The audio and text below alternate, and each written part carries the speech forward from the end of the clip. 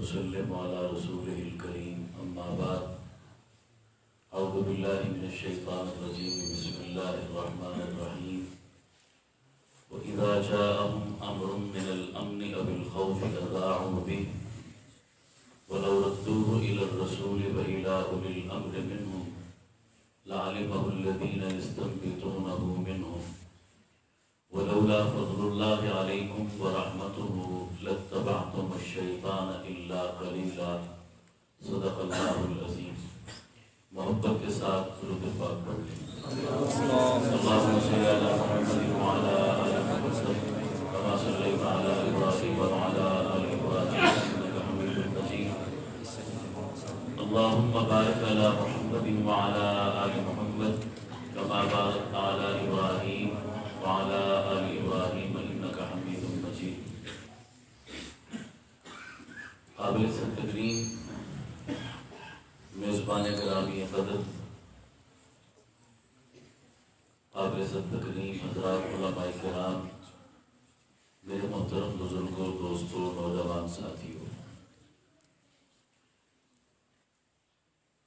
جناب نبی کریم صلی اللہ علیہ وسلم کا فرمان عالی شان ہے کہ قرب قیامت میں فتنے اتنی شدت سے اٹھیں گے جیسے ایک تسبیح کا دھاگا توڑ دو تو دانے پے در پے گرتے ہیں.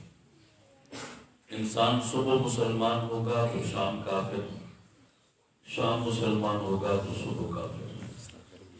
جس زمانے کی اللہ کے نبی نے نشاندہی فرمائی تھی وہ تقریباً آ پہنچا ہے. آج بھی فتنے پے در پے ہر گلی محلے میں عام ہیں، بلکہ پہلے گلی محلوں میں ہوتے تھے، اب تو ہر جیب میں فتنہ موجود ہے، موبائل اور انٹرنیٹ کی شکل میں. اس نے جہاں ہمارے اخلاق کو برباد کیا وہاں ہمارے ایمان اور نظریات کو بھی کہیں کا نہیں چھوڑا. میں اسی پہلو کو سامنے رکھتے ہوئے چند ضروری باتیں آپ کی خدمت میں عرض کر کے اجازت چاہوں گا. میری باتیں اصولی درجے کی ہوں گی. اگر یہ اصول آپ نے یاد رکھ لیا تو اصول کے تحت جزیات تو ہزاروں لاکھوں بھی حل ہو جایا کرتی ہیں. دو الفاظ ہم سنتے ہیں، میں دونوں کی مختصر تشریح کر کے سمجھا کے پھر اپنا مدعا سمجھاؤں گا. ایک ہے لفظ تقلید اور ایک ہے لفظ تحقیق. آج کل تحقیق کا لفظ بہت زیادہ عام ہے اور ہر بندہ جس سے پوچھو، دنیاوی اعتبار سے میری بحث نہیں ہے اس وقت، میں اس موضوع میں نہیں جانا چاہتا، دینی اعتبار سے بات کر رہا ہوں کہ جس بندے کو دیکھو کیا کر رہے ہو جی، تحقیق کر رہا ہوں. کس پہ جی؟ قرآن و حدیث پہ جی. آپ نے اکثر جگہوں پر دیکھا ہوگا بنے ہوئے ہیں اسلامک ریسرچ سینٹر، دیکھا یہ نام اکثر جگہوں پر اسلامک ریسرچ سینٹر. میں آگے اس پر گفتگو کرتا ہوں کہ کتنا بڑا فتنہ ہے. یہ ریسرچ کا لفظ جس کو آپ جدید زبان میں ریسرچ کہتے ہیں، قدیم زبان میں اسی کو تحقیق کہا جاتا ہے. پہلے تقلید کا لفظ سمجھ لیں پھر تاکہ اگلی بات سمجھ آئے. بہت ساری باتیں ہمیں الف با کی طرح نئے سرے سے پتہ نہیں سمجھانی پڑتی. تقلید کسے کہتے ہیں؟ آسان لفظوں میں یوں ذہن میں رکھیے کہ کسی ماہر کی بات پر اعتماد کرتے ہوئے اس سے دلیل مانگے بغیر اس کی بات مان لینا. بہت آسان تعریف کی ہے. کسی ماہر کی بات پر اعتماد کرتے ہوئے اس سے دلیل کا مطالبہ کیے بغیر اس کی بات کو مان لینا، اسے کیا کہتے ہیں؟ تقلید. مثال کے طور پر ہم بیمار ہوتے ہیں تو کہاں جاتے ہیں؟ ڈاکٹر. لاکھوں بندوں کو چھوڑ کر ہمارا بیماری میں ڈاکٹر کے پاس جانا اس بات کی دلیل ہے کہ ہم نے میڈیکل میں ڈاکٹر کو کیا مانا؟ ماہر مانا. جب بھی گئے اس کے پاس، ڈاکٹر نے چیک کیا، پرچے پر ہمیں دوائی لکھ دی، ہم نے میڈیکل سٹور سے خریدی اور کھانی شروع کر دی. سوال یہ ہے کہ ڈاکٹر نے پرچے پر جو دوائیاں لکھی ان میں سے کسی کے ساتھ کوئی دلیل بھی لکھی؟ بولو بھائی، کوئی بھی نہیں لکھی. ہم نے ڈاکٹر سے کوئی دلیل مانگی؟ نہیں مانگی. چپ کر کے ہم نے اس کی دوا لی اور استعمال کر. تو ہم نے میڈیکل کی لائن میں ڈاکٹر کی کیا تقلید کی. تو سمجھ آ رہی ہے؟ بولیے گا. تقلید کی ہے ہم نے. تقلید کا معنی فالو کرنا، پیچھے چلنا. ہم نے تقلید کی ہے اس کی. اب کوئی بندہ ڈاکٹر کے متھے لگ جائے اور وہ کہے جناب میں پڑھا لکھا آدمی ہوں، میں اندھا دھند کسی کے پیچھے آنکھیں بند کر کے میں کسی کے نہیں مانتا. یہ علم کی صدی ہے، تحقیق کی صدی ہے، ٹیکنالوجی کی صدی ہے. تم نے اتنی دوائیاں لکھ دی، ایک دلیل بھی نہیں لکھی.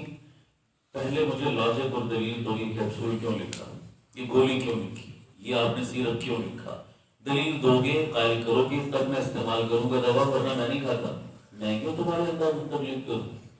اگر ڈاکٹر سے یہ مطالبہ کرے کوئی بندہ، تو کیا عام بندے کا ڈاکٹر سے یہ مطالبہ معقول ہے یا غیر معقول ہے؟ بالکل غیر معقول. ڈاکٹر پرچہ ہاتھ سے لے گا اور اس کو کہے گا بابا تو بخار کا علاج بعد میں کرانا، تو دماغ کا علاج پہلے کروا. تو مجھے مینٹل اور پاگل لگتا ہے. سوال ہے کہ دیکھیے، عامی بندے کو ڈاکٹر سے دلیل کی ضرورت نہیں، عامی بندے کو ڈاکٹر کی تقلید کی ضرورت ہے. اب اگلی بات سنیے گا، اگر ڈاکٹر ہمیں دلیل نہیں دیتا، پرچے میں دلیل نہیں لکھتا، تو اس کا یہ مطلب سمجھا جا سکتا ہے کہ ڈاکٹر کے پاس دلیل ہے ہی نہیں. بولو جی، آپ سمجھدار لوگ بیٹھے ہیں. ڈاکٹر نے اگر دلیل نہیں لکھی تو اس کا یہ مطلب کچھ سمجھ سکتا ہے کہ اس کے پاس دلیل ہے بھی نہیں. اس کے پاس 101 دلیلیں ہیں، اس نے ہمیں دینے کی ضرورت محسوس نہیں، کیونکہ ہم نے میڈیکل کی الف بے بھی نہیں پڑھی ہوئی. نہیں، ڈاکٹر سے ڈاکٹر دلیل مانگے یہ تو سمجھ میں آتی ہے، ڈاکٹر سے ہم جیسا جاہل دلیل مانگے یہ سمجھ میں. اگر بالفرض ڈاکٹر بچے پر لمبی چوڑی دلیلیں لکھ بھی دے تو ہمارے تو اوپر سے گزر جائے گی، ہماری بات سمجھ جائے گی کیا مطلب ہے دلیل کا. تو اس سے پتا چلا عام اور جاہل بندے کو دلیل اور تحقیق کی ضرورت نہیں بلکہ تقلید کی ضرورت ہے. صحیح ہے غلط؟ تقلید کی ضرورت ہے اسے. ایک بندہ ایک دفعہ میرے پاس آیا، اس کے ہاتھ میں 2 کتابیں تھیں. ایک کتاب کا نام ہے بہشتی زیور، ایک کا نام ہے تعلیم الاسلام. تعلیم الاسلام وہ بنیادی کتاب ہے جو ہمارے بچوں کو بھی پڑھائی جاتی ہے مسائل اور عقائد کے حوالے سے. بچوں پڑھو، سب کے لیے یکساں مفید ہے، سب کو پڑھنی چاہیے، اپنے بچوں کو پڑھانی چاہیے. اور ایک اور کتاب ہے بہشتی زیور جو ہر مسلمان گھر کی ضرورت ہے. آپ گھر میں ضرور میں ریکمینڈ کروں گا یہ کتاب رکھیں. آپ کا گھرانہ دین کے سانچے میں ڈھلے گا، دینی رہنمائی ملے گی آپ کو. 100 کتابیں رکھنے کے بجائے اگر آپ ایک کتاب رکھیں تو آپ کی ضرورت خود پورا کرے گی انشاءاللہ. بڑی بنیادی کتاب، ہزاروں مسائل لکھے. مجھے کہنے لگا جی یہ آپ حضرات کس کے مقلد ہیں؟ میں نے کہا امام ابو حنیفہ کے مقلد ہیں، فقہ حنفی کے ماننے والے ہیں، اسی لیے حنفی کہلاتے ہیں. مجھے کہنے لگا آپ میں اور ہم میں ایک بنیادی فرق ہے. میں نے کہا کیا؟ کہنے لگا میں کسی امام کو نہیں مانتا، میں کسی کا مقلد نہیں ہوں. مجھے اللہ نے عقل دی ہے، سمجھ دی ہے، میں خود قرآن و حدیث کو سمجھوں گا، میں کیوں کسی کی تقلید کروں؟ میں نے کہا جی بہت اچھا، میں آپ سے کیا بحث کر سکتا ہوں جناب، کیا لڑائی کر سکتا ہوں؟ ٹھیک ہے، آپ کو آپ کا نظریہ مبارک، میں تو آپ کو کچھ نہیں کہا. کہنے لگا لیکن میں آپ کو کچھ کہنے آیا ہوں. میں نے کہا جی کہہ لو آپ. کہتے ہیں یہ 2 کتابیں آپ کی فقہ کی بنیادی کتابیں، ہزاروں مسائل اس میں لکھے ہیں. یہی فرق ہے آپ میں اور ہم لوگوں میں. آپ بنتے مقلد ہیں اپنے اماموں کے. دیکھو آپ کے اماموں نے ان کتابوں میں، آپ کے بڑوں نے ہزاروں مسئلے لکھ دیے مگر کسی کے ساتھ کوئی دلیل نہیں، کہیں قرآن حدیث کا حوالہ نہیں دیا ہوا. اس نے پھر اپنی بک نکال کے دی، ہماری بھی بک ہے، اس میں دیکھیں ہزاروں مسئلے لکھے، ہر کے ساتھ دلیل لکھی ہے. ہم با دلیل بات مانتے ہیں، اندر تم کسی کی دلیل نہیں کرتے. آپ دیکھیں ہزاروں مسئلے ایک ہی بھی دلیل نہیں، آنکھیں بند کر کے آپ پیچھے چل رہے ہیں. یہ فرق ہے ہم اور آپ. میں نے اس کو یہ ڈاکٹر والی مثال دی. سمجھ آ رہی نہیں آ رہی؟ میں نے کہا ڈاکٹر پرچے پہ جو دلیل نہیں لکھتا اس لیے کہ اگلا بندہ کون ہے؟ جاہل ہے. اس کا مطلب یہ نہیں کہ دلیل ہے بھی نہیں. یہ بہشتی زیور اور تعلیم الاسلام میرے بزرگوں نے علماء کے لیے نہیں لکھی، میرے آپ جیسے جاہلوں کے لیے لکھی. سمجھ آ رہی نہیں آ رہی؟ تو جاہل کو اگر دلیل نہ دی جائے تو اس کا یہ مطلب نہیں کہ عالم کے پاس دلیل ہے نہیں. دلیلوں سے کتابیں بھری پڑی ہیں، لیکن بابا دلیل سمجھنا چاہتے ہو نا تو دکان چھوڑو، دفتر چھوڑو، کاروبار چھوڑو، اپنے کام کاج چھوڑو، 8 سال مدرسوں میں آؤ، یہ دال روٹی کھاؤ بیٹھ کر یہاں چٹائیوں پر، پھٹی چٹائیوں پر. اللہ کی قسم 8 سال دلیلوں کے سوا ہم کچھ نہیں پڑھاتے. تو سمجھ آ رہی نہیں آ رہی؟ یہ تمہیں بیٹھ کر دکانوں اور دفتروں میں بیٹھ کر یا انٹرنیٹ پہ بیٹھ کر سمجھ میں آنے والی نہیں ہے یا غلط ہے؟ تو میں نے کہا عامی لوگوں کے لیے جب لکھی تو عامی کو دلیل اور تحقیق کی ضرورت نہیں، کس کی ضرورت ہے؟ جاہل لوگ یہ سمجھتے نہیں ہیں فرق اور بات کو گڑبڑ کرنے کی کوشش کرتے ہیں. تو میں نے کہا ماہر کی بات، میڈیکل کی لائن میں ڈاکٹر کی تکلیف، انجینئرنگ کی لائن میں انجینئر کی تکلیف، اور جناب لا کی لائن میں وکیل کی تکلیف کر رہے نہیں کر رہے؟ ہر قدم پر ہم کیا کر رہے ہیں؟ تو دین کی لائن میں دین کے ماہر کی بھی کیا کرنی پڑے گی؟ اس میں کیا پڑے گا بابا؟ ہر فیلڈ میں اس کے ماہر کو فالو کرتے ہو، دین کی فیلڈ میں دین کے ماہر کو فالو کرتے ہوئے کیا تکلیف ہے؟ تو ایک ہے تقلید، یہ کیا ہے لفظ تقلید، اس کے مد مقابل اگینسٹ اس کی ضد جو آتی ہے وہ تحقیق ہے۔ وہ کیا ہے؟ تحقیق۔ قرآن مجید کی میں نے آیت پڑھی، ذرا اس آیت سے پہلے یہ معیار کلیئر کر لیں تاکہ اگلی بات سمجھ میں آئے۔ میں دلیل میں قرآن کو لا رہا ہوں، اپنی بات کو نہیں، اپنی رائے کو نہیں لا رہا۔ قرآن مجید میں اللہ تعالیٰ فرماتے ہیں اذا جاءهم امر من الامن او الخوف اذاعوا به۔ واقعہ کا پس منظر، آیت کا پس منظر جو خاص بات ہے سمجھ آ نہیں آ رہی، لیکن حکم اس کا عام ہے۔ اللہ تعالیٰ فرما رہے ہیں اے میرے بندو، اگر حالت جنگ ہو یا حالت امن ہو، کوئی خبر تمہارے پاس آئے، کوئی بات تم تک پہنچے، اس کی تحقیق کر لیا کرو۔ یا اللہ اچھی بات ہے، تحقیق کرنی چاہیے، اندازوں تو نہیں چلنا چاہیے۔ سوال یہ یا اللہ تحقیق کرے کون؟ کیا ہر مسئلے میں، ہر بات میں ہر بندہ تحقیق کرنے کا اہل ہے؟ بولیے بھائی، تو سوال پیدا ہوتا ہے یا اللہ آپ تو کہہ رہے ہیں تحقیق کر لیا کرو، ہر بات کی چھان پھٹک کیا کرو۔ کون کرے چھان پھٹک؟ کون کرے تحقیق؟ اتھارٹی کون ہے؟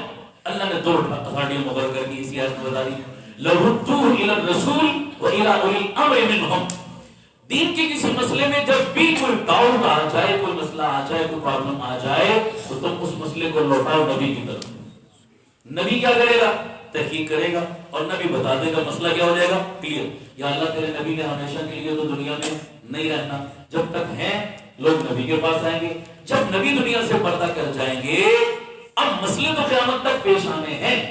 اب دوسری اتھارٹی کوئی اور ہے ایسی جو نبی کے بعد امت کی رہنمائی کرے تحقیق کر کے؟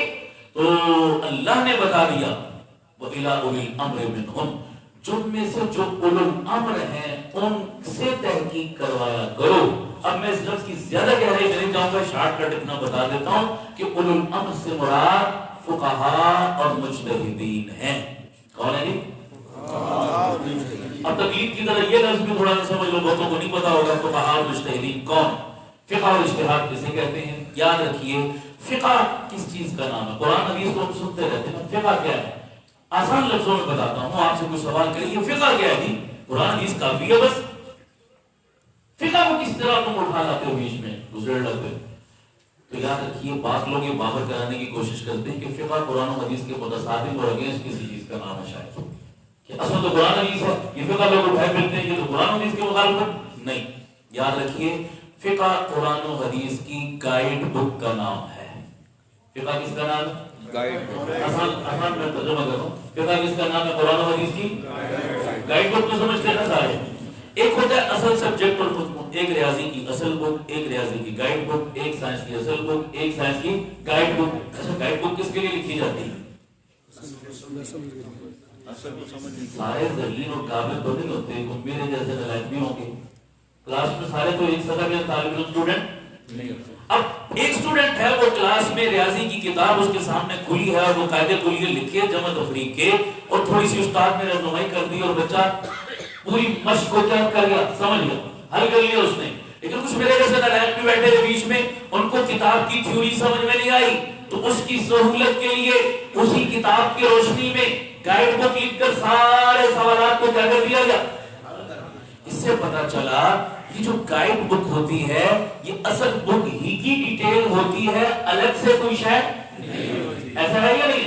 الگ سے اس میں کچھ نہیں لکھا جاتا، اصل بک ہی کی تشریح کی جاتی ہے، اس میں آسان کر کے وہ لوگوں کے حوالے کر دیا جاتا ہے۔ نمبر 2 مجھے بتائیے گائیڈ بک کو مرتب کون کرتا ہے؟ اصل سبجیکٹ کا ماہر یا ہر ایرا ویرا؟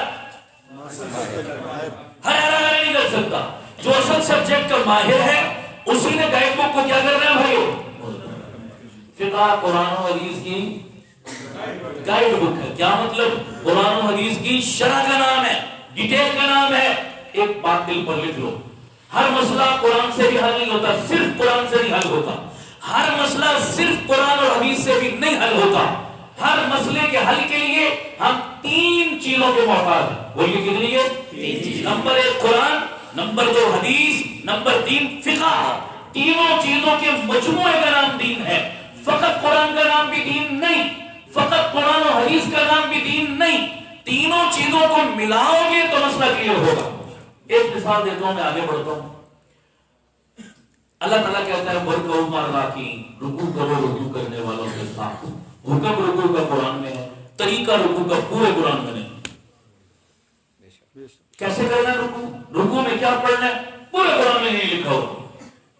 اب ہمارا دعویٰ کیا ہے کہ اسلام ایک مکمل ضابطہ حیات ہے۔ وہ کافر ہی میں باہر پکڑ لے جا کر کہ مسلمانوں دعویٰ تو یہ مکمل ضابطہ حیات، ایک رکوع ہی ثابت کرو۔ وہ سمجھ آتے نہیں آ رہی، پھنسیں گے نہیں پھنسیں گے، کرو ثابت ہوئی نہیں ہے قرآن میں رکوع کا طریقہ۔ حدیث میں اللہ کے نبی نے بتایا، رکوع کر کے بتایا، رکوع کی تسبیح پڑھ کے بتائی کہ یہ رکوع کا طریقہ ہے۔ اب رکوع کا حکم قرآن میں ملا، طریقہ کہاں ملا؟ ابھی بھی بات مکمل نہیں ہے، مسئلہ پیش آ گیا۔ اکثر آپ نے غلطی لگتی ہوگی، رکوع اور سجدے کی تسبیحات ملتی جلتی ہے نا، تھوڑا سا فرق ہے۔ اکثر لوگوں کو غلطی لگ جاتی ہے، وہ رکوع میں سجدے والی تسبیح پڑھ دیتے، ہوتا نہیں ہوتا؟ اکثر غلطی لگ جاتی ہے۔ اب ایک بندے نے رکوع میں سجدے والی تسبیح پڑھ دی، اگر اس کی نماز ہو گئی یا نہیں ہوئی، یہ مسئلہ پورے قرآن پوری حدیث میں کہیں نہیں ملے گا۔ بات سمجھ آ رہی ہے؟ اب فقہا کو اللہ جزائے خیر دے، یہ جو کیٹاگرائز کیا نا مسائل کو، یہ فرض ہے، یہ واجب ہے، یہ سنت ہے، یہ مندوب ہے، یہ مستحب ہے، یہ مکروہ ہے، یہ کیٹاگرائز بھی فقہ نے کیا۔ قرآن و حدیث میں کہیں یہ اصطلاحات نہیں استعمال ہوئی، فرض، واجب، سنت، مندوب، مستحب، کہیں نہیں لکھا ہوا۔ یہ کیٹاگرائز بھی کس نے کیا؟ فقہ نے کیا۔ یہ مہربانی ہے ان کی، اگر وہ کیٹاگرائز نہ کرتے، بتاؤ ایک مسئلے پر بھی ہمارے لیے عمل کرنا مشکل ہوتا نہ ہوتا؟ دشوار ہوتا کتنا زیادہ۔ کیٹاگرائز کر کے انہوں نے آسانی کی ہے امت کے لیے، یہ بھی فقہا کی مہربانی اور فقہ کی مہربانی ہے۔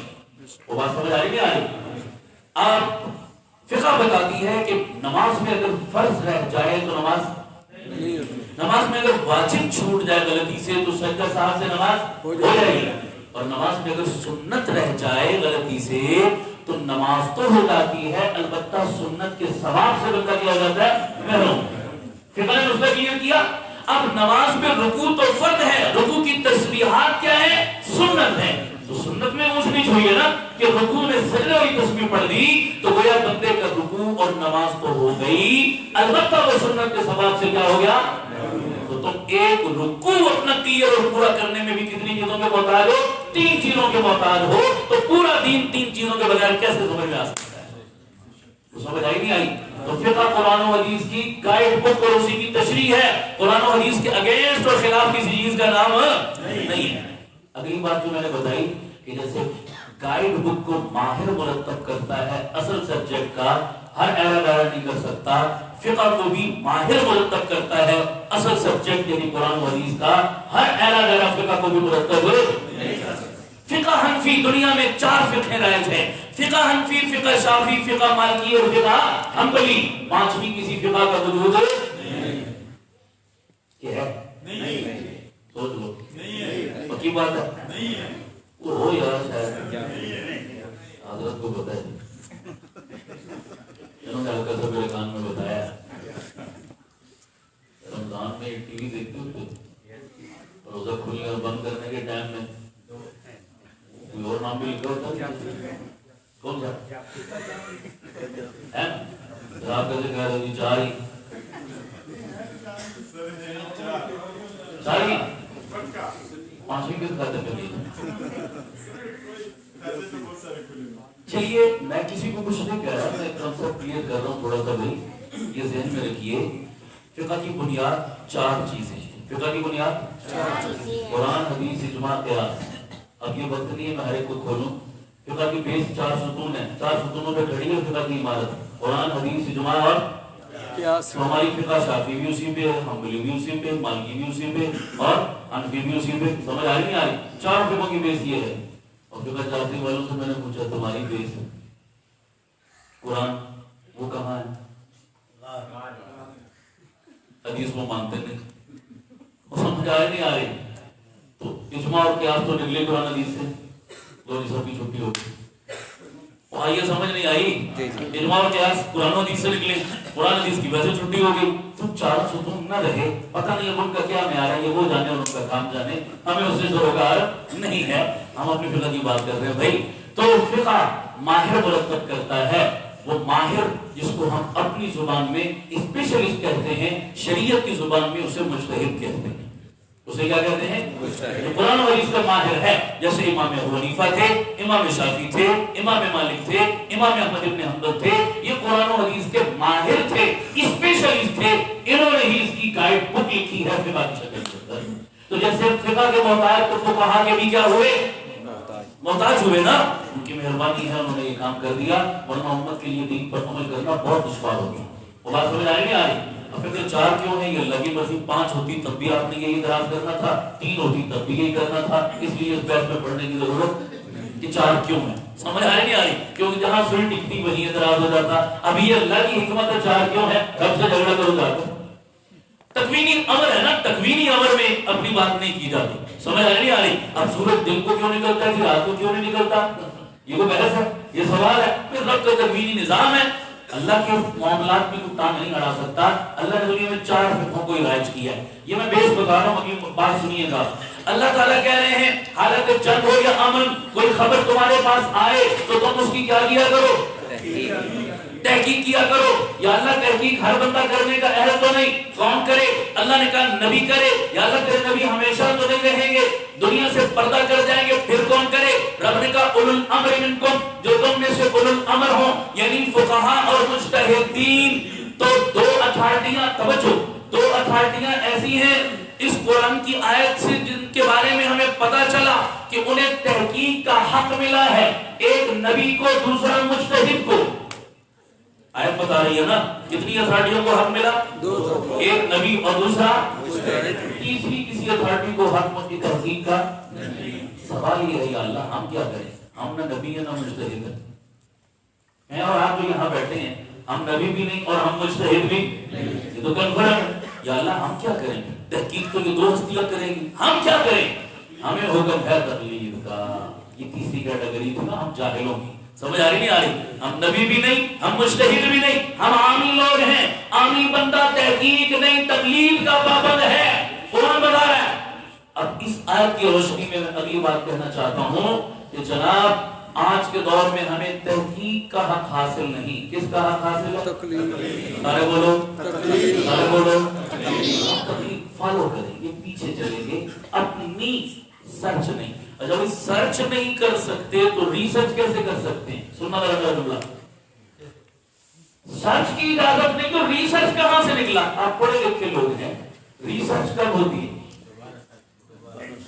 ہوتی کب ہے؟ سرچ میں کیا رہتا ہے؟ کمی رہتا ہے۔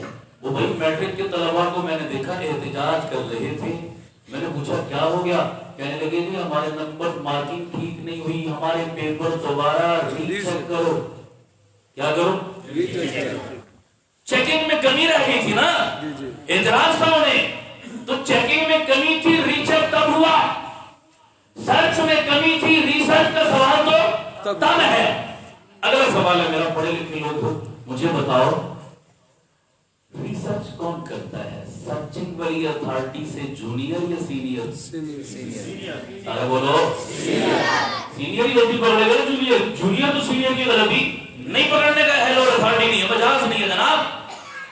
سرچ کی تھی صحابہ نے قرآن و حدیث پر، سرچ کی تھی تابعین نے، سرچ کی تھی تبع تابعین نے، سرچ کی تھی مجتہدین نے، سرچ کی تھی فقہا نے۔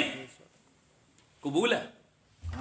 بولو نا یار، اتھارٹی تھی نا، وہ اتھارٹی تھی، وہ ان کے پاس اتنا علم تھا، ان کے پاس اتنی اہلیت تھی، وہ سرچ کر رہے تھے قرآن و حدیث پہ، انہوں نے سمندر میں غوطہ لگایا، موتی نکالے، مسئلے نکالے، اصول نکالے اور مرتب کیا، مدون کیا، زندگیاں لگائی، قربانیاں دی، ایک ایک چیز کو پکا کے تیار کر کے بس ہمیں کھانے کے لیے دیا کہ تم نے عمل کرنا ہے، بس اور کچھ بھی بولو بولو، اور کچھ بھی۔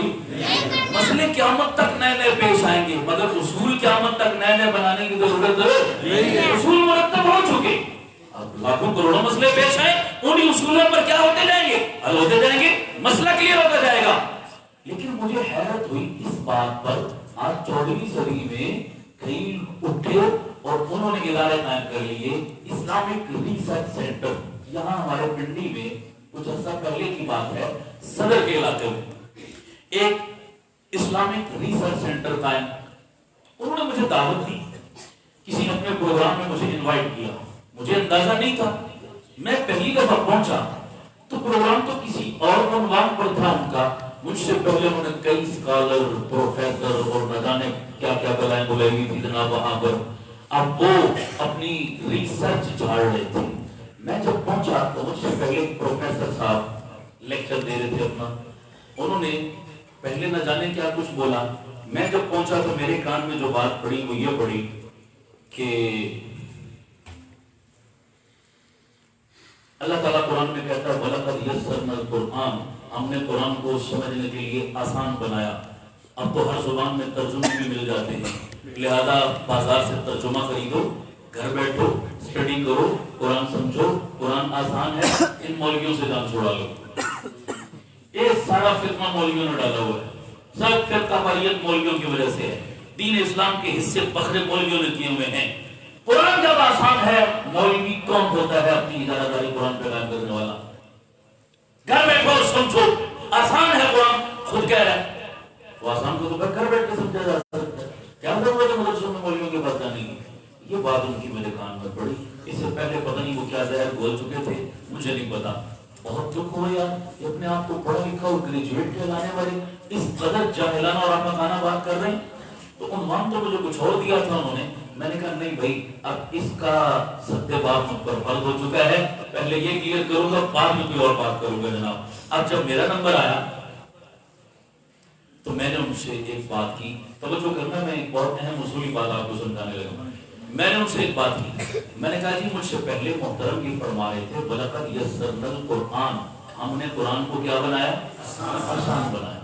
ये तो मैं भी मानता हूँ, आयत भी मैंने ठीक पढ़ी, तर्जुमा भी ठीक किया, तीसरी डंडी में मारी है। मैंने लेकिन क्या, मैंने कहा तशरीह गलत की।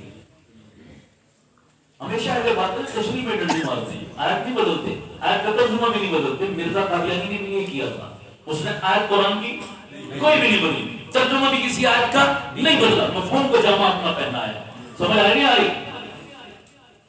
आयत सहाबा से ले ली, तर्जुमा सहाबा से ले लिया, तशरीह सहाबा से लेते हुए क्या बहुत पड़ दी है।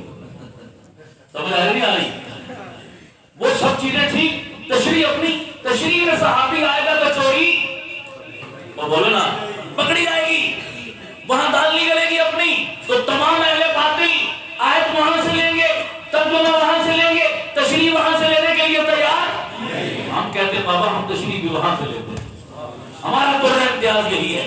समझ आ नहीं आ रही? जब आयत उनसे ली, एतमाद उन पे किया, तर्जुमा उनसे लिया, एतमाद उन पे किया, तो तशरीह में उन पर क्यों एतमाद नहीं होना चाहिए? नहीं होना चाहिए। सहाबा पे, सल्फ सालिहीन पे, मुज्तहिदीन फुक़हा पे, मुहद्दिसीन और ताबईन पे, उन पे एतमाद होना चाहिए। तशरीह अपनी क्यों करते हो? मैंने कहा तशरीह में डंडी मारी है तुम। कहने लगे क्या? मैंने कहा ये तो मैं भी मानता हूँ कुरान आसान है, लेकिन मुझे दुनिया का कोई बंदा ऐसा बता दो जो ये कहे कि आसान का मतलब ये होता है कि उस्ताद की जरूरत नहीं। तो करना मेरे जुमले, दुनिया में कोई बंदा मुझे ऐसा दिखाओ जो मुझे दलील से कायल कर ले कि आसान का मतलब ये होता है कि उस्ताद की जरूरत नहीं है। एक छोटा सा सवाल है मेरा आपसे, मुझे बताओ साइकिल चलाना आसान है या मुश्किल? आसान। गाड़ी चलाना, जहाज चलाना सबके लिए मुश्किल। दो राय आ गई ना, समझ आ रही नहीं आ रही? कोई चीज में आसान, कोई चीज में मुश्किल। अच्छा आपने बोला साइकिल चलाना आसान है, लेकिन सब चीज आसान नहीं। उस गरीब से पूछो जिसने कभी नहीं चलाई, उसकी जान पे बनी होती है, पता नहीं कितने गोडे गिट्टे तोड़वाता है वो। समझ आ रही नहीं आ रही? दूसरों को भी तोड़ता है, आसान कहाँ से? जिसने, अब मेरा जुमला सुनिए जरा, जिसने साइकिल चलानी सीखी उसके लिए चलानी आसान, और जिसने नहीं सीखी उसके लिए मुश्किल। जिसने गाड़ी चलानी सीखी उसके लिए चलानी आसान, और जिसने नहीं सीखी उसके लिए मुश्किल। और जहाज चलाना اب سب کا متفق کا فتویٰ ہے کہ مشکل ہے، ہم میں سے کوئی نہیں جانتا، لیکن 23 مارچ کو 14 اگست کو ہم دیکھتے ہیں جنہوں نے سیکھا وہ کیا کرتب دکھا رہے ہوتے ہیں، فضا میں چلا بازیاں اور پتہ نہیں کیا کچھ، اور ہم منہ پھاڑے دیکھ رہے ہوتے ہیں، ان کے لیے وہ چٹکیوں کا کھیل ہے، ہمارے لیے وہ بہت بڑا پہاڑ ہے. سمجھ آ رہی نہیں آ رہی؟ روٹی کھانا یہاں سب سے بڑے ایک ہی ہے، سب سے آسان کام تو یہی ہے، اور پکانا بولو بھائی بہت مشکل ہے بابا. یہ تو اپنی گھر کی عورتوں کو دعا دیا کرو، سمجھ آ رہی؟ ان کو دعا دو تو پکا کے دے دیتی ہیں، اور ڈرو اس وقت سے کہ جب یہ مارچ شروع ہو گئے ہیں اور ڈروں سے عورتیں باہر نکل گئی ہے، پھر خود ہی پکانی پڑے گی. یہ جو ٹرینڈ چل پڑا ہے نا، یہ عذاب خدا کا قہر ہے. اللہ ان کو سمجھ دے دے یا ان بری عورتوں کو ہمارے سروں سے دور کر دے. آمین کہہ دو سارے. معاشرت پر جو ہماری تہذیب پر نقب لگا رہی ہیں اور اس معاشرے کو بے رحمی کا شکار کرنے کے لیے یہ حقوق نسواں کی آڑ لے کر غلط نعرے لگا رہی ہیں، اللہ تعالیٰ ان سے ہمیں پناہ نصیب فرمائے. میں کر رہا ہوں کہ گاڑی چلانا آسان ہے، جس نے سیکھی جس نے نہیں سیکھی اس کے لیے مشکل. جہاز چلانا آسان ہے، جس نے سیکھا جس نے نہیں سیکھا اس کے لیے مشکل. تو قرآن بھی آسان ہے اس کے لیے جس نے قرآن سیکھا، اور گمراہی ہے اس کے لیے جس نے قرآن نہیں سیکھا. اگر قرآن کہتا ہے کہ آسان ہو تو دوسری جگہ یہی قرآن کہتا ہے فَاسْأَلُوا أَهْلَ الذِّكْرِ إِن كُنتُمْ لَا تَعْلَمُونَ. اگر تم نہیں جانتے تو جو جاننے والے ہیں ان سے پوچھو. تو قرآن آسان ہے، پوچھنے کا کیوں کہا؟ پتہ چلا قرآن ہر چیز میں آسان نہیں، قرآن ہر مسئلے میں آسان نہیں. ماہر سے جا کر پوچھنا پڑے گا، اس نے تمہیں کیا دیا قرآن آسان ہے. توجہ کرنا. ایک محفل میں مجھے ایک بندے کا سامنا کرنا پڑا، وہ صاحب بھی اسی طرح جاہلانہ لیکچر جھاڑ رہے تھے. کہنے لگے جی ہر مسئلے کا حل قرآن میں موجود اور قرآن میرے گھر میں موجود، مجھے مولوی کی کیا ضرورت. سنیے گا، ہر مسئلے کا حل قرآن میں موجود اور قرآن میرے گھر میں موجود. اللہ قرآن میں کہتا ہے تبیان لکل شیء، میں نے ہر چیز کو اس پہ بیان کر دیا. قرآن میں اللہ نے بیان کر دیا ہر چیز کو. ہر مسئلہ قرآن میں موجود، قرآن میرے گھر میں موجود. کیا ضرورت ہے مجھے مولوی اور مدرسے میں جانے کی؟ گھر بیٹھو اسٹڈی کرو. بظاہر یہ بات دل کو لگتی ہے نہیں لگتی؟ بظاہر کئی لوگ ایسے چکنے چپڑے نعروں میں آ جاتے ہیں. سنیے، میں نے ان کو بھی کہا، آپ کو بھی کہتا ہوں، ایک نعرہ میرا بھی ہے، کرنا ذرا تعریف میرے نعرے کی بھی. ہر بیماری کی دوا میڈیکل سٹور میں موجود، میڈیکل سٹور میرے گھر میں موجود. مجھے ڈاکٹر اور ہاسپٹل کی کیا ضرورت ہے؟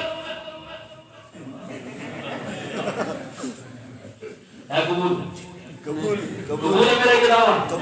آپ کو ڈاکٹر کی ضرورت نہیں، آپ کو ہاسپٹل کی ضرورت نہیں. آپ گھر میں ایک میڈیکل سٹور کھول لو، کام چلے گا. بولو بھائی، میں نے بھی تو سیم وہی بات کی ہے. سمجھ آ رہی نہیں آ رہی؟ فرق کو سمجھنا بھائیو. یہ غلط نعرے آپ کو لگائے جاتے ہیں میڈیا، سوشل میڈیا پر، اور میری قوم کے نوجوان پڑھے لکھے اس نعرے میں آ کر پڑھنے سے ادھر کے دور نکل جاتے ہیں اور گمراہی کا شکار ہوتے ہیں. دین کے معاملے میں سمجھو بات کو. ہر بیماری کی دوا میڈیکل سٹور میں موجود. میں مانتا ہوں میڈیکل سٹور میرے گھر میں ہے، چلیے مان لیا، میرا کمرہ دوائیوں سے بھرا ہے. لیکن کون سی دوا کب لینی ہے، کتنی لینی ہے، کتنی مقدار میں لینی ہے، کس مزاج کے بندے کو کیسی دوائی لینی ہے، یہ کون بتائے گا؟ مجھے بولو سارے.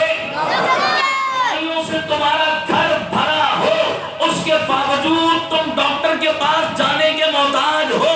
قرآن و حدیث تمہارے گھر میں موجود ہو، ترجمے تمہارے گھر میں موجود ہو، عربی زبان کی مہارت تمہارے پاس موجود ہو. اس سب کے باوجود بھی قرآن و حدیث سمجھنے کے لیے تمہیں مولوی اور مدرسے کے دروازے پہ جانا پڑے گا. کس پہ وجہ کہ تمہیں کہہ دیا مولوی کی ضرورت ہے؟ کیسی آپ مکانہ باتیں کرتے؟ سمجھ آ رہی نہیں آ رہی؟ سب کے ہوتے ہوئے ہمیں جانا پڑے گا علماء کے دروازے پر. تو سمجھ آئیے نہیں آئیے؟ تو تحقیق کا حق ہر کسی کو حاصل نہیں ہے. میرا آپ کا کام تحقیق نہیں ہے، تقلید ہے. تو سمجھ آ رہی ہے نہیں آ رہی؟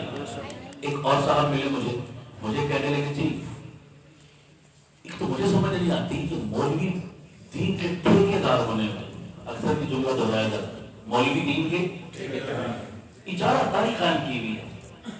ایک ڈاکٹر صاحب، ایک پروفیسر صاحب، ایک وکیل صاحب، ایک دانشور صاحب، ایک گریجویٹ صاحب، وہ قرآن مجید کا درس کیوں نہیں دے سکتے؟ وہ احادیث رسول لوگوں کو کیوں نہیں سنا سکتے؟ وہ دین اسلام کی تبلیغ منبر رسول پہ بیٹھ کے کیوں نہیں کر سکتے؟ مولوی کہتا ہے درس قرآن میں دوں گا، مولوی کہتا ہے حدیث میں سناؤں گا، مولوی کہتا ہے مسئلہ میں بتاؤں گا، مولوی کہتا ہے اس منبر پہ بیٹھ کے واعظ و نصیحت میں کروں گا، میری سنو، میری مانو، میرے پیچھے چلو۔ یہ چودراہٹ، یہ اجارہ داری، یہ جناب اپنی جو ہے وہ یہ ڈکٹیشن انہوں نے قائم کر رکھی ہے، صرف اپنی چودراہٹ کے لیے قوم کو اپنے پیچھے لگاتے ہیں، ورنہ قرآن و حدیث تو آسان ہے، ہر بندے اس کی تشریح کرے، ہر بندے اس کی ٹھیکیداری کیا ہے یار؟ تم ٹھیکیدار بنے ہوئے ہو؟ یہ بات کی جاتی نہیں کی جاتی، اور بعض لوگ اس میں بھی آ جاتے ہیں جانتے میں۔ ایک جملہ میرا اور دل پر لکھ لو، اللہ کی قسم اٹھا کے کہتا ہوں، کسی مولوی نے آج تک دعویٰ کیا نہ کرے گا کہ مولوی دین کا ٹھیکیدار ہے۔ ہم کہتے ہیں مولوی اور علماء دین کے ٹھیکیدار تو نہیں مگر چوکیدار اور پہرے دار ضرور ہیں۔ ہم ٹھیکیداری کا دعویٰ نہیں کرتے مگر چوکیداری کا دعویٰ مجھے بولو۔ اور چوکیدار کا سب سے بڑا غیری اور دشمن کون ہوتا ہے؟ مجھے بولو۔ جو علماء کی آج مخالفت کر رہا ہے، آنکھیں بند کر کے سمجھ لیا کرو یہ دین کا چور ہے، یہ دین کا چور ہے، ورنہ پورے محلہ خوش ہوتا ہے چوکیدار سے۔ صحیح ہے یا غلط؟ پورا محلہ سکھی ہوتا ہے، دعائیں دیتا ہے، یار تو جانتا ہے تو ہم سکون کی نیند سو رہے ہوتے ہیں۔ یاد رکھو محلہ پورا خوش ہے، اگر چوکیدار کا کوئی دشمن ہے تو وہ چور ہے۔ آج پوری عوام اور رعایا اور پاکستان خوش ہے علماء کے کردار سے، لیکن اگر کسی کے پیٹ میں مروڑ ہے تو وہ کون ہے؟ دین کے چور۔ بولو کس کے چور؟ دین کے چور۔ اب چیک کر لینا وہ کون ہے۔ سمجھ آ رہی نہیں آ رہی؟ میں نے تو اشارہ کیا، ہم ٹھیکیدار نہیں مگر چوکیدار اور پہرے دار۔ اچھا بھائی، میں نے کہا بھائی ہم ٹھیکیداری نہیں کہتے، ہم کہتے ہیں ڈاکٹر صاحب آپ بھی درس قرآن دے سکتے ہیں، انجینئر صاحب آپ بھی اس ممبر پہ بیٹھ کے تبلیغ کر سکتے ہیں۔ بہت پیارا اصول بتانے لگا ہوں، سننا لگا، مگر 3 شرطوں کے ساتھ۔ کتنی شرطوں کے ساتھ؟ 3 شرطوں کے ساتھ۔ میں نے کہا ڈاکٹر صاحب جو سوال آپ نے مولوی صاحب پہ کیا، مولوی صاحب بھی وہی سوال اگر ڈاکٹر صاحب آپ پہ کریں، کہنے لگے کیا؟ میں نے کہا دوائی لینی ہے، نسخہ لکھنا ہے، بیماری کا علاج کرنا ہے، تو وہی بک جو ڈاکٹر نے پڑھی ہے وہی بک بازار سے مل جاتی ہے، اور میں انگلش پڑھنی جانتا ہوں بہت اچھی، میں وہی بک خریدتا ہوں، اسی سے نسخے پڑھتا ہوں، اسی سے اپنے لیے اور لوگوں کے لیے علاج تجویز کرتا ہوں۔ تو بابا آؤ مجھ سے علاج کروا لو۔ یہ ڈاکٹر میڈیکل کے ٹھیکیدار بنے ہوئے، پھیرے کرواتے، لمبی چوڑی فیسیں لیتے، نخرے دکھاتے، لوگوں کے چمڑے اتارتے، چھڑا ان سے جان۔ وہی نسخے جس بک سے وہ لے کے پڑھ رہا ہے اور علاج کر رہا ہے، وہی بک بازار سے ملتی ہے، میں لیتا ہوں، میں اپنا علاج کرتا ہوں۔ ڈاکٹر میڈیکل کا ٹھیکیدار ہے، مجھے بھی اتنا ہی حق حاصل ہے میڈیکل پر جتنا ڈاکٹر کو حاصل ہے۔ کیا خیال ہے میرا یہ فلسفہ کرو گے قبول؟ بولو سارے۔ انجینئرنگ کی لائن میں انجینئر ٹھیکیدار ہے، لا اور قانون کی لائن میں وکیل ٹھیکیدار ہے۔ وکیل کے لیے بھی پاکستان کا قانون اتنا ہی ہے جتنا میرے لیے، میں بھی پاکستانی ہوں، سمجھ آ رہی آئی؟ جتنا اس قانون سے متعلق وکیل تحقیق و تفتیش کر سکتا ہے، میں بھی کر سکتا ہوں جناب۔ کیا وجہ ہے کہ کچہری میں جاؤ تو وکیل کی بات ہوتی ہے، کیوں؟ ٹھیکیدار ہے اس کا، میں خود کروں گا جو کروں گا، مجھے کوئی ضرورت نہیں ہے وکیل کی۔ کیا خیال ہے وہاں یہ اصول قبول ہے؟ میں ڈاکٹر کے لیے یہ کہوں قبول نہیں، میں وکیل کے لیے یہ کہوں قبول نہیں، تو ڈاکٹر اور وکیل میرے لیے کہیں اگر یہ تو یہ کیسے قبول ہے؟ صحیح ہے یا غلط؟ پھر پیمانہ رکھنا تو ایک رکھو نا، یا وہاں پر بھی یہی پیمانہ رکھو یا یہاں پر بھی بدلو پھر اس پیمانے کو۔ مولوی ٹھیکیدار نہیں۔ سنیے گا میری بات، ہم کہتے ہیں ڈاکٹر صاحب آپ بھی درس دے سکتے ہیں، وکیل صاحب آپ بھی دین کی تبلیغ کر سکتے ہیں، مگر کتنی شرطوں کے ساتھ؟ 3 شرطوں کے ساتھ۔ یہ اصول مانے جاتے ہیں، یہ 3 شرطیں چیک کر لینا، خدا کی قسم بڑے مسئلے حل ہو جائیں گی۔ پہلی شرط، میں نے کہا ڈاکٹر صاحب سے، ڈاکٹر صاحب آپ ٹھیکیدار ہیں میڈیکل کے؟ کہنے لگے نہیں۔ میں نے کہا پھر مجھے نسخہ لکھنے کی اجازت کیوں نہیں دیتے آپ؟ ڈاکٹر صاحب مجھے کہنے لگے مولانا صاحب آپ بھی میری سیٹ پہ بیٹھ کر نسخہ لکھ سکتے ہیں، مگر 3 شرطوں کے ساتھ۔ کتنی شرطوں کے ساتھ؟ میں نے کہا وہ کون کون سی ڈاکٹر صاحب؟ ڈاکٹر صاحب نے مجھے کہا مولانا صاحب پہلی شرط یہ ہے پراپر طریقے سے آپ کسی میڈیکل کالج میں MBBS کرو۔ یہ دیسی نسخے پڑھ کے لوگوں کو گمراہ، صرف کتابیں پڑھ کے لوگوں کو گمراہ، بہت توجہ کرنا میرے الفاظ پہ، بہت توجہ کرنا۔ نمبر 1 باقاعدہ میڈیکل کالج میں داخلہ لو اور میڈیکل پڑھو۔ دوسری شرط، کیا پتا ہوگا آپ نے پڑھا ایک دن نہیں، لوگوں کو نہیں میں نے فلانے میڈیکل کالج میں پڑھا، میں نے یہ پڑھا، میں نے وہ پڑھا، اس کا پروف آپ کے پاس میڈیکل کی ڈگری ہو، پروف کیا ہو آپ کے پاس میڈیکل کی، آپ دکھا سکے جناب یہ دلیل ہے، یہ پروف ہے میرے پاس، میں نے پڑھا ہے باقاعدہ۔ نمبر 3، آپ نے کچھ عرصہ باقاعدہ ماہر ڈاکٹروں کی نگرانی میں ہاؤس جاب کیا ہو، تب اپنا کلینک کھول سکتے ہو۔ صحیح ہے یا غلط؟ میڈیکل پڑھنے ہاؤس جاب نہیں کیا تو وہ ڈاکٹر بھی لوگوں کو مارے گا نا تجربے کر کے، سمجھ آ رہی نہیں آ رہی؟ آپ نے باقاعدہ ماہر ڈاکٹروں کی نگرانی میں 2 4 5 7 سال ہاؤس جاب کیا ہو، ماہر ڈاکٹروں کی سرپرستی اور اعتماد آپ کو حاصل ہو، یہ 3 شرطیں اگر آپ پوری کر دیں، مولانا صاحب 100 بسم اللہ میں ٹھیکیدار نہیں ہوں، آج اپنی سیٹ پہ بیٹھ جاؤ، آپ بالکل اس سے وکیل بھی یہی کہے گا نہیں کہے گا، اور بولو سارے انجینئر بھی یہ کہے گا نہیں کہے گا، ٹھیکیدار نہیں ہے۔ جو بندہ کی 3 شرطوں کے پروسیس سے گزر کے آ جائے بسم اللہ کو کرے، ہمیں کوئی اعتراض نہیں۔ تو میں نے کہا کہ ہمارے بارے میں کیوں ماں مر جاتی ہے، نہیں سمجھ آئی؟ جب مولوی صاحب کی باری آتی ہے تو تم کہتے ہو مولویوں تم ٹھیکیدار ہو، قرآن تمہارے لیے آیا ہمارے لیے نہیں آیا، قرآن تو آسان ہے، تم نے کب سے داری دین پہ کام کر لیا ہے، میں چاہوں تو تشریح کروں، میں چاہوں تو درس قرآن دوں، میں چاہوں تو گھر بیٹھ کے ترجمے والا قرآن و حدیث پڑھ کے لوگوں کو دین بتاتا پھروں، میں چاہوں تو یوٹیوب پہ اپنا ایک چینل کھول لوں اور 4 بندے اپنے سامنے بٹھاؤں اور میں لوگوں کو لیکچر دے دے کر اور جناب لوگوں کو مسئلے بتایا کروں اور گمراہ کیا کروں جناب، چاہے میرے مدرسے کی ایک دن شکل نہ دیکھی ہو، چلے گا؟ اور بولو یار چلے گا؟ تو اگر ڈاکٹر کی کرسی پر مولوی جا کر بیٹھے، مولوی سے پوچھتے ہو مولوی صاحب کہاں سے پڑھی ہے MBBS، تو مولوی کی کرسی پہ اگر کوئی ڈاکٹر آ کر بیٹھے، انجینئر آ کر بیٹھے، تو پھر اس کو بھی گریبان پکڑنا چاہیے نہیں پکڑنا چاہیے؟ انجینئر صاحب کس اسٹیشن سے بول رہے ہو؟ نہیں سمجھ آئی آپ کو بات؟ میں صحیح جائز بتا رہا ہوں، میں بتا رہا ہوں، میرے ان 3 اصولوں سے کسی کو اختلاف ہے تو بولو آپ غلط کہہ رہے ہو، صحیح ہے یا غلط؟ اچھا یہ اصول میں نے بتایا، معیار تو یہ ہے، لیکن ہماری عوام کا معیار کیا ہے بڑا؟ عالم اور جاہل ہونے کے لیے ہماری عوام کا معیار پتہ ہے کیا؟ ہماری عوام کا معیار یہ ہے کہ جو ٹی وی پر آئے وہ عالم ہے، جو ٹی وی پر نہ آئے وہ جس کے ویورز بہت زیادہ ہوں نیٹ پہ، صحیح کہہ رہا ہوں غلط کہہ رہا ہوں؟ بھلے سے وہ کوڑا جاہل ہو، وہ میرے جیسا کوڑا ہو نکما ہو، سمجھ آ نہیں آ رہی؟ ویورز بہت زیادہ ہیں تو وہ بندہ کیا ہے؟ بالکل بہت بڑا علامہ ہے، وہ علم کا پہاڑ ہے، سمجھ آ رہی نہیں آ رہی؟ چاہے اس کو عربی کی ایک لائن پڑھنی، صحیح کہہ رہا ہوں غلط کہہ رہا ہوں؟ میں کراچی میں تھا کسی پروگرام میں، تو وہاں جو ہے وہ کسی میں نے بیان کے دوران ایسے میں نے ایک مسئلہ بیان کیا، کافی پہلے کی بات ہے، تو مسئلہ بیان کیا میں نے، ایک صاحب مجمع میں تھے، انہوں نے میرے مسئلے سے اختلاف کیا، کہنے لگے مولانا صاحب یہ مسئلہ یوں نہیں ہے تو یوں ہے، میں نے کہا بھائی آپ کو کس نے بتایا؟ کہنے لگے ڈاکٹر ذاکر نائک نے۔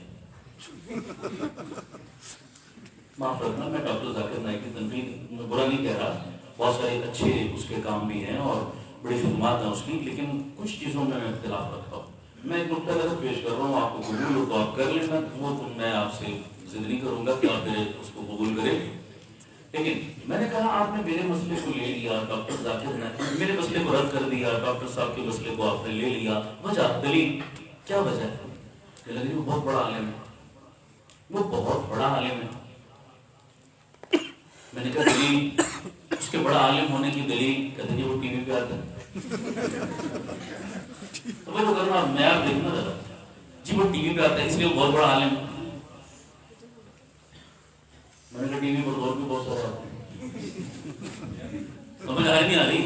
ٹی وی پر اور بھی بہت سارے آتے ہیں یار، تو ٹی وی پر آنا کسی سے صحیح اور غلط ہونے کا معیار ہے کیا؟ میں نے کہا ایک بات بتاؤ، کہنے لگے کیا؟ میں نے کہا مجھے جانتے ہو؟ کہتا ہاں۔ میں نے کہا میں نے کون سے مدرسے میں پڑھا؟ کہتا مجھے پتا ہے۔ میں نے کہا میرے اساتذہ کہہ رہے مجھے پتا ہے۔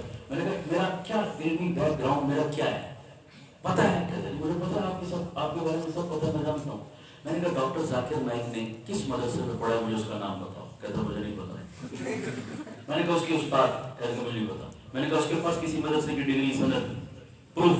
کہنے کا مجھے نہیں پتا۔ میں نے کہا پھر کیا پتا ہے؟ کہتا مجھے اتنا جانتا ہوں ٹی وی پہ آتا ہے۔ یہ کوئی معیار ہے ٹی وی پہ آتا ہے؟ میں گالی نہیں دے رہا، میں ایک مسئلہ سمجھا رہا ہوں، یہ کوئی معیار ہے ٹی وی پہ آتا ہے؟ یہ کیا تماشا ہے یار؟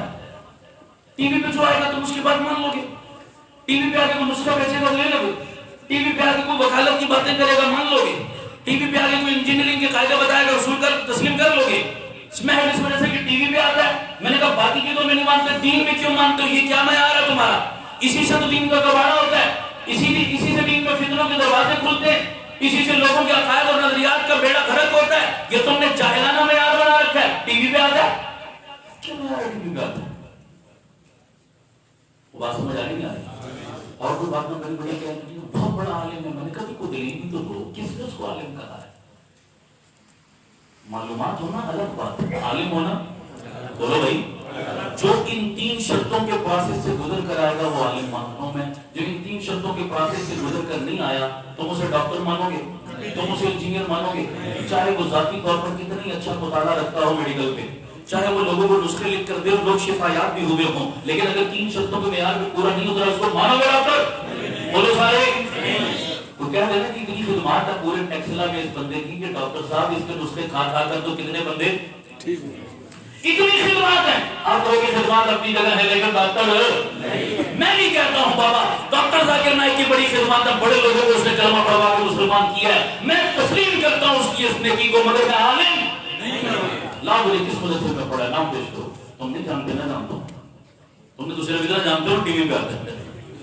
سمجھ آ رہی نہیں آ رہی؟ میں نے کہا کس نے عالم کہا ہے؟ کہتے ہیں یہودی کہتے ہیں. تو کون کہتے ہیں؟ عیسائی کہتے ہیں, ہندو کہتے ہیں. بہت بڑا عالم ذاکر نائک. میں نے کہا آج تک پاکستان کے کسی جید عالم نے بھی اسے عالم کہا؟ اگر کہا ہے تو ایک نام مجھے پیش کر دو. لیکن میں نے جید کی قید لگائی ہے, میرے جیسوں کا اعتبار بولو بھائی آپ نام پیش کر سکتے ہیں تو اس کو کسی نے جید عالم کہا ہو. خدمات کو سراہنا اور بات ہے, سمجھ آ نہیں آئی؟ خدمات کو سراہنا اور بات ہے, کسی جید عالم نے عالم کہا ہو لا مجھے نام پیش کرو. تو میں نے اسے ایک حکایت سنائی. ہمارے پیر مرشد حضرت مولانا حکیم محمد حضرت شاہ مولانا اشرف علی تھانوی رحمۃ اللہ علیہ, انہوں نے یہ حکایت لکھی. فرماتے ہیں ایک بندہ پیشے کا نائی تھا, نائی بال کاٹتا تھا. وہ حضرت ڈینگی معدل میرے جیسا کوئی نائی, میں بڑا استاد. بادشاہ کے وقت کو بال کٹوانے کی ضرورت پیش آئی تو لوگ اس کو پکڑ کے لے کے چل کے بادشاہ کے بال کاٹنے. بادشاہ کے دربار میں جب پہنچا نا تو بادشاہ سلامت سو رہے تھے. اس نے سوئے بادشاہ کے بال کاٹ دیے, پتہ بھی نہ چلا. بادشاہ اٹھا, درباریوں نے بتایا کہ آپ کے بال کٹ گئے. کس نے کاٹے؟ فلاں نائی نے. بڑا استاد ہے بھائی, اس نے سوئے میرے بال کاٹ دیے اور پتہ بھی نہیں لگنے دیا. بلا میں اس کو انعام دوں. اب اس کو پکڑ کے لے گئے بادشاہ نے کہا شاباش زبردست, یہ لے تیرا انعام, مان گیا ہوں آج تو استاد ہے یار. انہیں سوئے میرے بال کاٹے ہیں اور مجھے اب بادشاہ کی زبان سے اسے استاد کا ٹائٹل ملا, شاباش ملی, انعام ملا, جو اس کے لیے بڑے احسان تھا. باہر آیا دوستوں یاروں کو بولا بھائی آج تو تم بھی مجھے استاد مانو نا, آج تو مانو میں استاد ہوں کیونکہ بادشاہ نے بھی آج, اب تو مانو یار تم بھی میں استاد ہوں. دوستوں یاروں نے بھی بڑی تعریف کر دی. انہوں نے کہا یار باقی مان لیں تو بڑا استاد ہے جناب, بڑی مبارکبادیاں ملی. خوشی خوشی گھر آیا نا تو گھر آ کے اپنی بیگم کو کہنے لگا تو بولیے لوگ کہ آج تم بھی من میں استاد. میں کہا کرتا ہوں ناراض نہ ہونا جناب, سمجھ آ رہی نہیں آ رہی؟ یہ نہ ہو کل تم کے جلوس میں شامل ہو گئے. ساری دنیا مان جاتی ہے بندے کو, مگر یہ وزارت داخلہ سے منوانا مشکل ہے. وجہ کیا ہے؟ باہر بڑے بڑے 30 مار خان, بھنے خان اور پتہ نہیں کیسے کیسے خان, سمجھ آ رہی؟ لیکن گھر میں کیوں انسان کو, مرد کو جتنا قریب سے اس کی بیوی جانتی ہے کوئی اور, چاہے اس کی خوبیاں ہیں یا خامیاں ہیں. باہر والوں کو وہ دھوکہ دے سکتا ہے, گھر بیوی کو دھوکہ نہیں دے سکتا. اور خدا کی قسم اٹھا کر کہتا ہوں پوری تاریخ انسانیت اور تاریخ اسلامی پڑھ جاؤ, اگر سب سے پہلے کسی کی بیوی نے حیثیت خامن کے اس کی عظمت کو تسلیم کیا ہے اور اس کی شان میں قصیدے پڑھے ہیں تو وہ میرے مصطفیٰ کی ذات.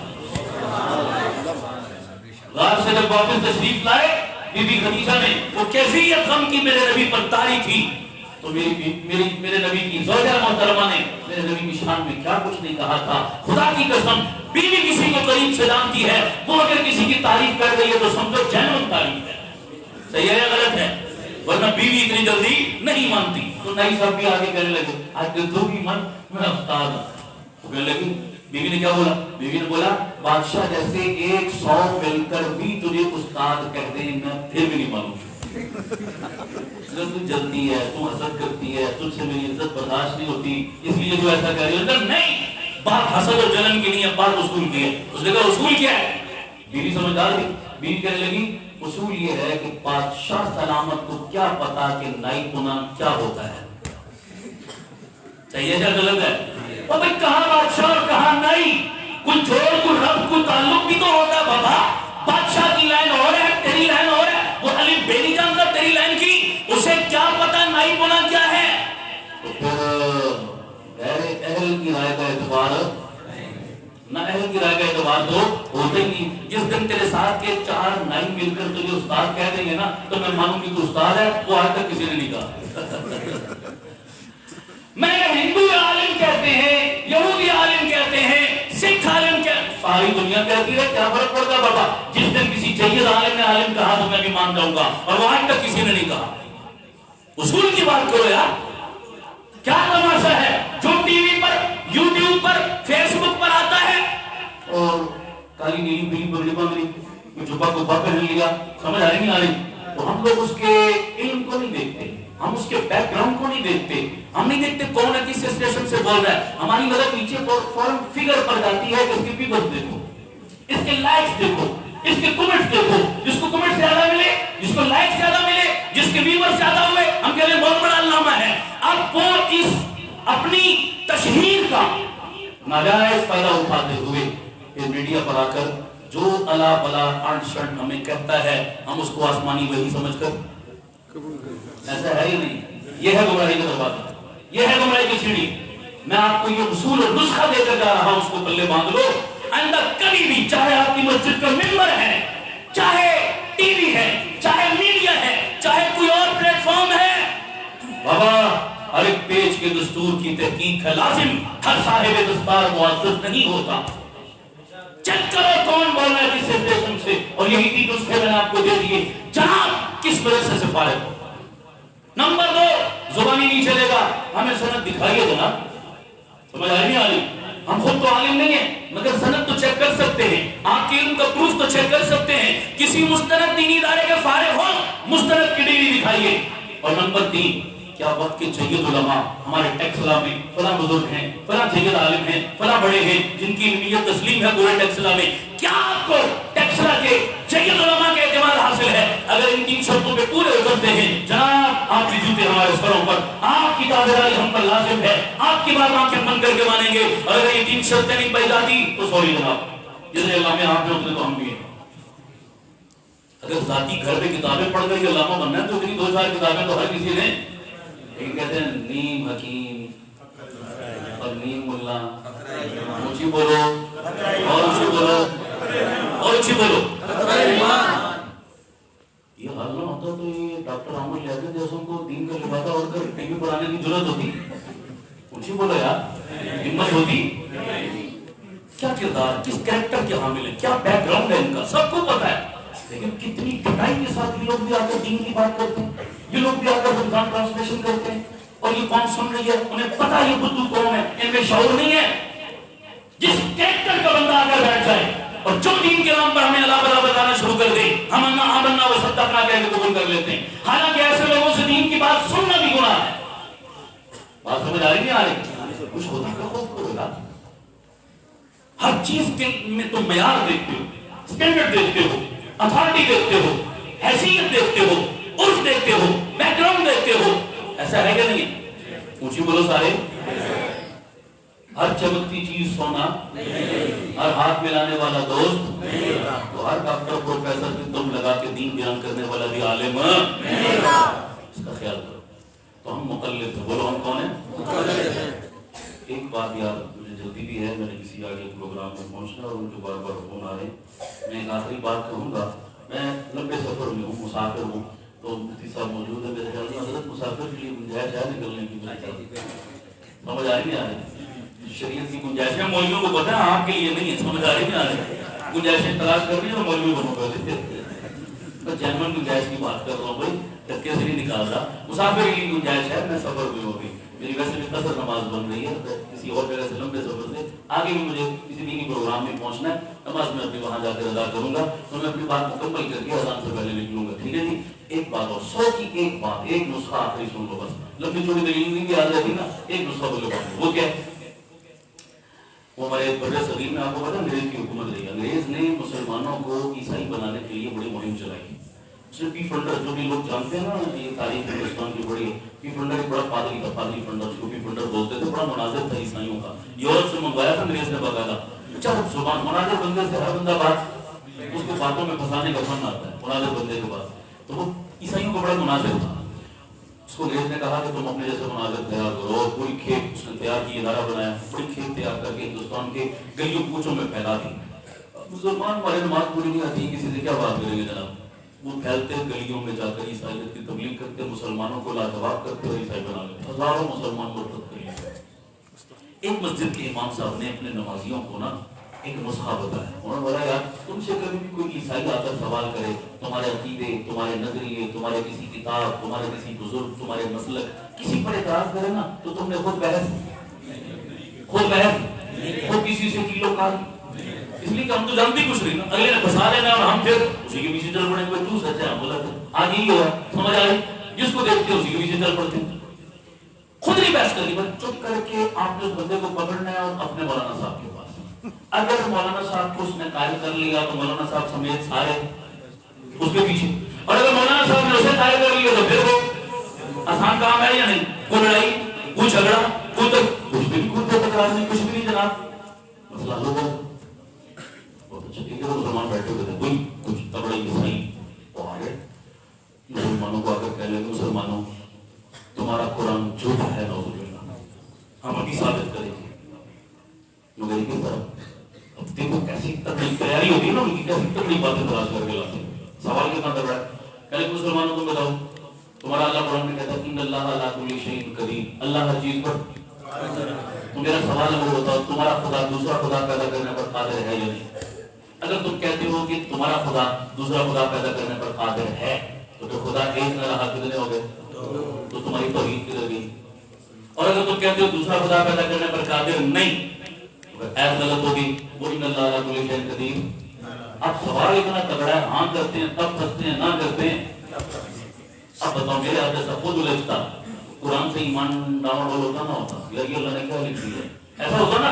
لیکن انہوں نے یہ نسخہ پہلے بندہ ہوا. وہ کہنے لگے یار ہمارا ایمان تو قرآن پہ پکا ہے, ہمارے رب نے جو کہہ دیا وہ صحیح ہے. رہ گیا تیرا سوال, پوچھو کہ ہم عام لوگ ہیں, ہم نے تو دین سیکھا نہیں, پڑھا نہیں. آ جا ہمارے مولانا صاحب کے پاس, وہ عالم ہے, وہ بہتر جانتے ہیں, چلا جا یہ سوال ان سے کرنا. اور سیدھا مولوی صاحب کے پاس گئے, یہ عجیب سی بات کر رہا ہے. مولانا صاحب نے پوچھا بھی کیا سوال ہے. بڑا سمپل سوال ہے کہ اگر تمہارا خدا دوسرا خدا پیدا کرنے پر قادر ہے تو توحید گئی, اور اگر قادر نہیں تو آیت گئی. مولانا صاحب نے کہا کہ میرا بھی ایک سوال ہے, ذاتی جواب دو. کہتی کیا سوال ہے. کہتے ہیں کتنے بچے, کہنے لگے 5. کہتے ہیں کہ چھٹا بچہ بھی ہو سکتا ہے, 7واں ہو سکتا ہے, 8واں, جی ہو سکتا ہے میرے گھر میں 8واں بھی. کہا تیرے گھر تیرا باپ بھی پیدا ہو سکتا ہے. وہ تب گیا, یہ کیا بدتمیزی ہے, یہ کیا سوال بنا, تب نہیں تو بولتے, میرے سوال کا جواب دے بس. تیرے گھر تیرا باپ بھی پیدا ہو سکتا ہے. وہ عیسائی کہہ رہے ہیں مولوی صاحب عقل کو ہاتھ مارو, کیا بچوں والی بات کرتے ہو, میرے گھر میرا باپ کیسے پیدا ہو سکتا ہے. میرے گھر جو بھی پیدا ہوگا میرا بیٹا ہی ہوگا, میرا باپ نہیں بن سکتا. مولانا صاحب کہنے لگے, وہ جواب مل گیا. کس طرح کہ میرا خدا بھی دوسرا خدا پیدا کرنے پر قادر ہے, لیکن جس دوسرے کو وہ پیدا کرے گا وہ اس کی مخلوق ہی ہوگی, خالق پھر بھی ایک رہے گا. مسئلہ کہاں جا کر حل ہوا. اتنا تو یاد رہے گا نا یار, میری پوری تقریر یاد رکھ دو, تمہارا یاد رکھو, میں سمجھوں گا میرا نام قبول ہو گیا, پورا ہو گیا. مسئلہ کہاں حل ہوا. جن کے پیچھے نماز پڑھتی ہو, تمہارے جنازے پڑھاتے ہیں, تمہارے نکاح پڑھاتے ہیں, تم پکڑ کے جنت کا رستہ دکھاتے ہیں, بولو اعتماد ہے تو یہ کام کرتے ہو نا. تو پھر جب ان مسئلوں میں ان پر اعتماد کرتے ہو تو باقی مسئلوں میں یوٹیوب پہ کیوں کرتے ہو. نہیں سمجھے گا آپ کو بات. آپ کو کیا اپنے مولانا صاحب پہ اعتماد نہیں ہے کہ آپ یوٹیوب کا سہارا لے رہے ہو, آپ فیس بک کے پیچھے جا رہے ہو. آپ کہو مولانا صاحب یوٹیوب اور فیس بک والوں کا کوئی گڑی گٹا ہمیں پتا, کوئی بیک گراؤنڈ سر پیر کا پتا, ہم تو پتا ہے آپ پر اعتماد کر رہے ہیں. اس لیے جو مسئلہ ہوگا آپ سے پوچھیں گے انٹرنیٹ سے. کیا ایک بات ہے کہ نہیں, ارے بولو یار, انٹرنیٹ کی ضرورت نہیں ہے آپ کو. انٹرنیٹ کو استعمال کرے جو اس لیول کا ہے, سمجھ آ رہی, جس کو دین پر اتنی گرفت ہے, اتنی اس کی گرفت ہے, اتنا مطالعہ ہے, اتنا علم ہے, چاہیے عالم ہے, وہ جائے انٹرنیٹ پہ سرچ کرے تو سمجھ میں آتی ہے. ہم سرچ والے نہیں، ہم کس والے ہیں؟ ترغیب والے ہیں. اس لیے انٹرنیٹ کی سرچ پہ مجھے بھی زیادہ نہیں لگے دین کے معاملے میں. باقی دنیا جانے، انٹرنیٹ جانے اور آپ جانے. یا زندہ ملاقات باقی وہ آخر دعوانا ان الحمدللہ رب العالمین. میری طرف سے سب بھائیوں کو السلام علیکم. مجھے اجازت دے دے، میں جلدی نکل سکتا ہوں. ربنا آتنا في الدنيا حسنة وفي الآخرة حسنة وقنا عذاب النار. اللهم أرنا الحق حقا وارزقنا اتباعه وأرنا الباطل باطلا وارزقنا اجتنابه. رب اغفر وارحم وأنت خير الراحمين. ونفض ظهورنا إلى الله إن الله بصير بالعباد برحمتك يا أرحم الراحمين. جزاكم الله أحسن الجزاء.